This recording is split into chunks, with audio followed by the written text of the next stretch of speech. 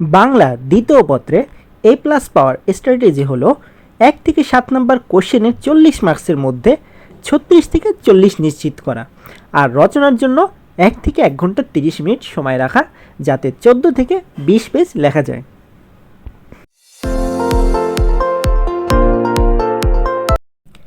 আসসালামু আলাইকুম সুপ্রিয় এইচএসসি পরীক্ষার্থী, তোমরা সবাই কেমন আছো? আমাদের আজকের ভিডিও বাংলা দ্বিতীয় পত্রের কমপ্লিট গাইডলাইন নিয়ে, যেখানে বাংলা দ্বিতীয় পত্রের কোন প্রশ্ন অ্যান্সার করা ভালো হবে এবং এক্সাম স্ট্র্যাটেজি কী হবে এবং সম্পূর্ণ বাংলা দ্বিতীয় পত্রের কমপ্লিট সাজেশন পেয়ে যাবে ইনশাআল্লাহ।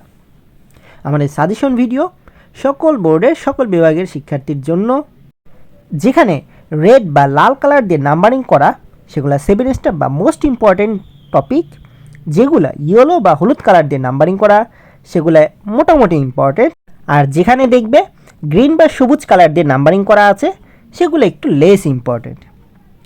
এখন আসি তোমাদের প্রিপারেশনটা কেমন হবে।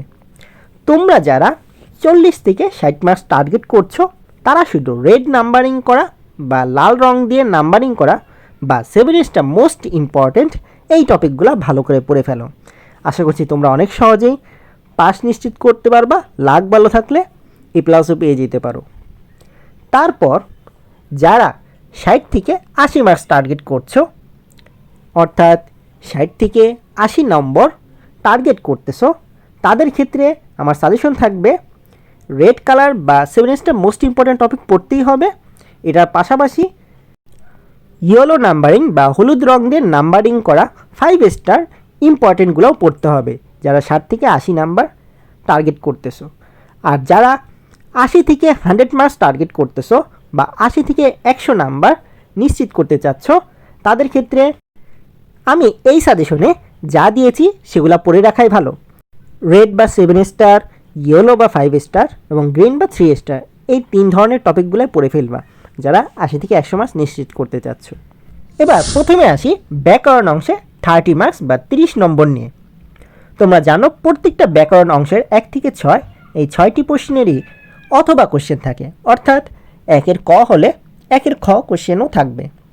এখান থেকে তোমাদের জন্য টার্গেট হবে বা উচিত হবে কম টাইমের মধ্যে অ্যান্সার করে ফেলা ব্যাকরণ অংশটা। তাহলে এটার জন্য মুখস্থ অংশটা পড়তে পারলে ভালো। যেরকম ধরো 1-এর খ, সবগুলোর ক্ষেত্রেই খ নাম্বার কোয়েশ্চেনগুলো অ্যান্সার করলে আমার কাছে মনে হয় সহজ কিছুটা, এবং তোমাদের টাইমও অনেকটা সেভ হবে তোমরা যদি প্রত্যেকটা খ নাম্বার কোয়েশ্চেনগুলো অ্যান্সার করতে পারো। তাহলে প্রথমে আসি 1 নাম্বার কোয়েশ্চেন, যেখানে উচ্চারণের নিয়ম আসবে। 1-এর কতে নিয়মগুলো লিখতে হয়, সাধারণত উদাহরণসহ লিখতে হয়, উদাহরণ অবশ্যই দিতে হবে। এবং 1-এর খতে 5টি উচ্চারণ লিখতে হয়, 8টি দেওয়া থাকে। তাহলে এইগুলোর জন্য এই টপিকগুলো সবচেয়ে বেশি গুরুত্বপূর্ণ। এখানে যে সাজেশনটা দিয়েছি এখান থেকে এগুলো পড়ার চেষ্টা করবা। আর যারা 1-এর খ নাম্বারটা অ্যান্সার করতে যাচ্ছ শুদ্ধ উচ্চারণের ক্ষেত্রে, যারা শুধুমাত্র পাস করতে যাচ্ছ অথবা টার্গেট 40 থেকে 60 মার্কস, তারা বিগত বছরের বোর্ড প্রশ্ন 2023, 2022 এবং 2019 পড়লেই হবে। আর যারা A+ নিশ্চিত করতে চাচ্ছ, তাদের ক্ষেত্রে বোর্ড প্রশ্ন 2023, 22, 2019, 18 এবং 17 পড়লেই হবে। আর যারা 100% কমন পেতে যাচ্ছ, তাদের ক্ষেত্রে বোর্ড প্রশ্ন 23, 22, 19, 18, 17, 16, 15 পড়লেই হবে।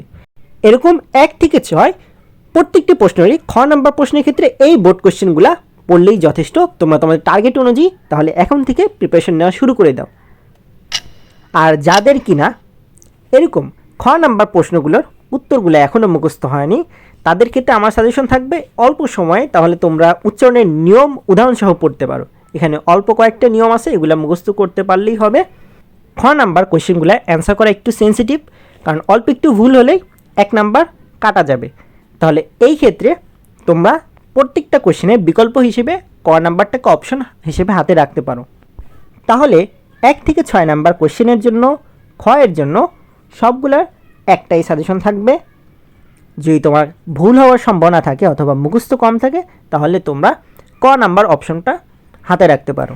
আর আমি অলওয়েজ সাজেস্ট করব তোমরা খ নাম্বার কোয়েশ্চেনটা অ্যান্সার করো, এতে টাইম অনেক সেভ হবে এবং রিটেন পার্ট বা লিখিত অংশের জন্য অনেক টাইম পাবা। এবার আসি 2 নাম্বার কোয়েশ্চেন, যেখানে বানানের নিয়ম লিখতে বলবে অথবা শুদ্ধ বানান আসবে। তাহলে এটার জন্য এই সাজেশনগুলো থাকলো। এবার আসি 3 নাম্বার কোয়েশ্চেন, ব্যাকরণিক শব্দ শ্রেণী। ব্যাকরণের শব্দ শ্রেণীর ক্ষেত্রে এই সাজেশনটাই থাকবে, কয়ের জন্য এগুলা পড়বা আর ক্ষয়ের জন্য এই বোর্ডগুলা পড়ে ফেলবা। এখন আসি কোশ্চেন নাম্বার 4, যেখানে উপসর্গ, সমাস, প্রকৃতি প্রত্যয় থাকে। রিসেন্ট টাইমসে দেখা যায় উপসর্গ এবং সমাস থেকে বেশিরভাগ কোশ্চেন চলে আসে। তাহলে উপসর্গের ক্ষেত্রে কয়ের জন্য এই কোশ্চেনগুলো পড়ে ফেলতে পারো, আর ক্ষয়ের জন্য ব্যাসবাক্য সহ সমাসটা পড়বা। এই দুইটা সাজেস্ট করছি, এই দুইটা পড়লে আমি আশা করতেছি তোমরা কমন পেয়ে যাবা। Question number 5, বাক্যতত্ত্ব। বাক্যতত্ত্ব থেকেও তোমরা এই সংখ্যাগুলো পড়তে পারো কয়ের জন্য, আর ক্ষয়ের জন্য বাক্য রূপান্তরের ক্ষেত্রে এগুলা পড়তে পারো।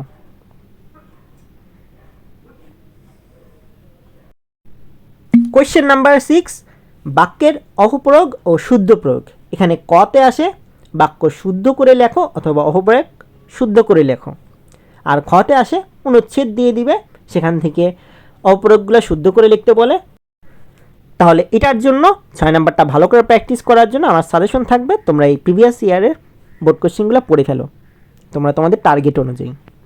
তাহলে এই হলো ব্যাকরণ অংশে 30 মার্কসের কমপ্লিট সাজেশন। এখন আমরা নির্মিত অংশে 60 মার্কসের কমপ্লিট সাজেশন দেখব।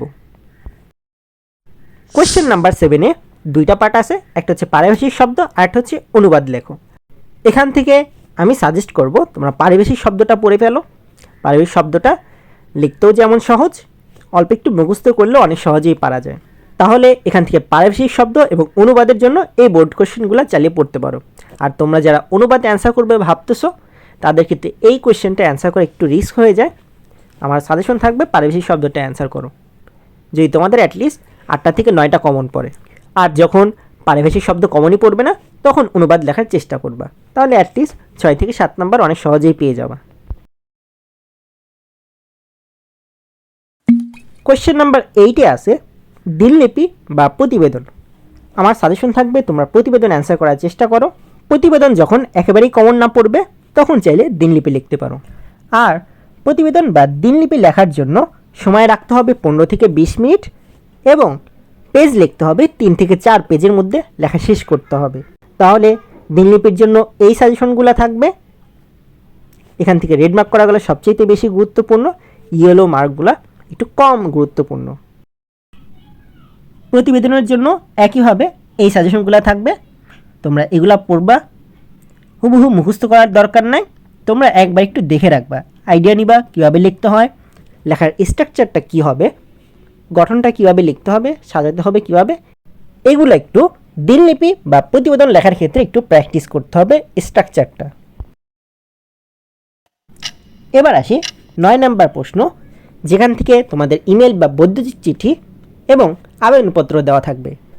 আমরা যে পত্রগুলো বা চিঠিগুলো লিখতাম, সেগুলোর পরিবর্তে ইমেল ফরম্যাটে সেম ইনফর্মাল লেটার বা ওই চিঠিগুলোকে ইমেল ফরম্যাটে লিখতে হবে। আর আবেদনপত্রের ক্ষেত্রেও আমরা একটু ফরম্যাটগুলো ভালো করে শিখে নেব। চাকরির নিয়োগপত্র বা সিভি কীভাবে লিখতে হয়, এটাও আমরা ভালো করে শিখে নেব। এখান থেকে লাস্ট ইয়ারে বেশ কয়েকটা কোশ্চেন এসেছিল। তাহলে ইমেলের জন্য এই ইমেল বা বৈদ্যুতিক চিঠিগুলো সবচেয়ে বেশি গুরুত্বপূর্ণ। আর আবেদনপত্রের জন্য এই আবেদনপত্রগুলো সবচেয়ে বেশি গুরুত্বপূর্ণ। এই প্রশ্নগুলোর অ্যান্সার সম্পর্কে আইডিয়া নিয়ে রাখো, যাতে পরীক্ষা আসলে অ্যান্সার করতে পারো। আর আবেদনপত্র বা ইমেল অবশ্যই 15 মিনিটের মধ্যে লেখার চেষ্টা করবা, এবং 2 পেজে বেশি যাবা না। ইমেল 1 পেজের মধ্যে লেখাই ভালো। আর আবেদনপত্রের ক্ষেত্রে প্রাতিষ্ঠানিক আবেদনপত্রগুলো 1 পেজে লিখতে হবে। আর সিভির ক্ষেত্রে বা চাকরির নিয়োগের ক্ষেত্রে 1 পেজে তোমার আবেদনটা লিখতে হবে, আর 1 পেজে তোমার কারিকুলাম ভিটে বা রেজিউমেটা লিখতে হবে, যেখানে তোমার নাম, বাবার নাম, ঠিকানা, তোমার পেশাগত যোগ্যতা এগুলো লিখতে হবে। তাহলে আবেদনপত্রের জন্য এই আবেদনপত্রগুলো সবচেয়ে বেশি গুরুত্বপূর্ণ। প্রশ্ন নাম্বার 10, যেখানে সারাংশ বা সারমর্ম লিখতে হবে অথবা ভাব সম্প্রসারণ লিখতে হবে। এখান থেকে আমি সবসময় সাজেস্ট করব তোমরা ভাব সম্প্রসারণ লেখো, কারণ সারাংশ বা সারমর্ম সবসময় কমন পড়ে না। আবার সারাংশ বা সারমর্মের ক্ষেত্রে অর্ধেক পেজের বেশি লেখা যায় না। তাহলে অর্ধেক পেজের জন্য তোমার 10 নাম্বার পাবা কি না কিংবা 8 নাম্বার পাবা কি না, এটা কিন্তু নিশ্চিত করে বলা যায় না। স্যারদের যদি পছন্দ না হয় তাহলে কিন্তু 6-এর বেশি পাবা না। তাই সবচাইতে সেফ হয়ে যায় ভাব সম্প্রসারণ লেখা। ভাব সম্প্রসারণ একেবারে কম পারলেও তোমরা 7 থেকে 9 অবশ্যই পেয়ে যাবা। তোমাদের মেইন টার্গেট থাকবে ভাব সম্প্রসারণ পড়ার ক্ষেত্রে যে তোমার যে হেডলাইনগুলো দেওয়া হয়েছে এই হেডলাইনগুলোর মিনিংগুলো বোঝো কিনা, কিংবা যে সামারিটা বুঝাইছে এই ভাব সম্প্রসারণগুলার প্রত্যেকটা লাইনের কিন্তু একটা সামারি আছে। এই সামারিটা তোমরা একটু আইডিয়া নিয়ে রাখবা, তাহলে সেই অনুযায়ী ভাব সম্প্রসারণগুলো লিখতে পারবা। মুখস্থ করার দরকার নেই, তোমরা শুধু আইডিয়া নিয়ে নাও কীরকম হবে, এই লাইনটার দ্বারা অথবা এই কবিতার লাইনটার দ্বারা কী বুঝিয়েছে এটা সম্পর্কে তোমরা আইডিয়া নিয়ে ফেলো। তাহলে সারাংশ বা সারমর্ম পড়তে চাইলে তোমরা এগুলা পড়তে পারো। আর ভাব সম্প্রসারণের জন্য তোমরা চাইলে এগুলা পড়তে পারো। তাহলে ভাব সম্প্রসারণের জন্য এগুলো সবচেয়ে বেশি গুরুত্বপূর্ণ। ভাব সম্প্রসারণটা একটু গুছিয়ে লেখার চেষ্টা করবা 20 মিনিটের মধ্যে, এবং 3 থেকে 4 পেজে বেশি লিখবা না। কোয়েশ্চেন নাম্বার 11 হলো সংলাপ অথবা ক্ষুদে গল্প দিতে হবে। আমি সাজেস্ট করব তোমরা সংলাপ বা ডায়ালগ রাইটিং বা কথোপকথন এই পার্টটা অ্যান্সার করার চেষ্টা করো। ক্ষুদে গল্প প্রশ্নটা অ্যান্সার করার জন্য তোমরা চাইলে এই ইম্পর্টেন্ট কোয়েশ্চেনগুলো পড়তে পারো।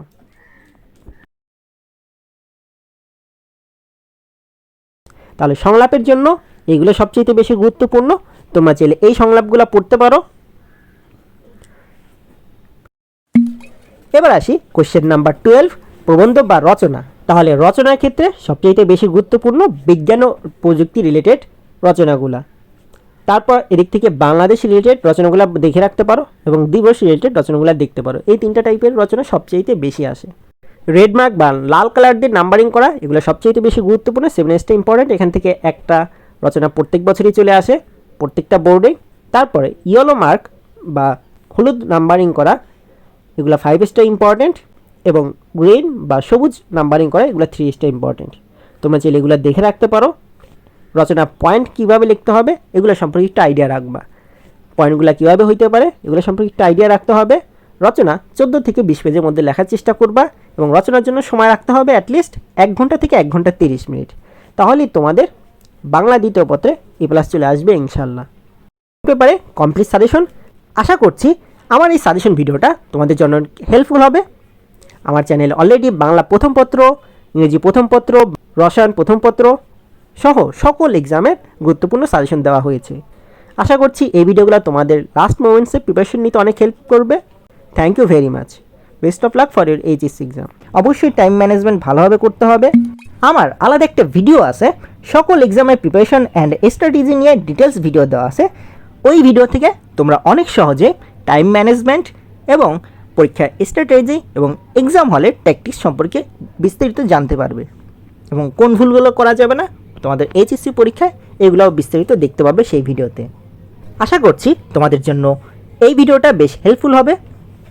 আমাদের এই ভিডিওটা যদি তোমাদের কোনো হেল্প হয় তাহলে আমাদের চ্যানেলটিকে সাবস্ক্রাইব করো, লাইক করো এবং শেয়ার করে দাও। তোমাদের এইচএসসি পরীক্ষার প্রতিটি বিষয় এক্সক্লুসিভ সাজেশন এবং এইচএসসি পরীক্ষার প্রতিটি বিষয় পরীক্ষার প্রশ্নপত্রের সম্পূর্ণ সমাধান পেয়ে যাবে আমাদের চ্যানেলে। আশা করছি আমার এই ভিডিওগুলা লাস্ট মোমেন্টসে তোমাদের এইচএসসি প্রিপারেশন নেওয়ার জন্য তোমাদের অনেক হেল্পফুল হবে। So thank you very much. Best of luck for your HSC exam.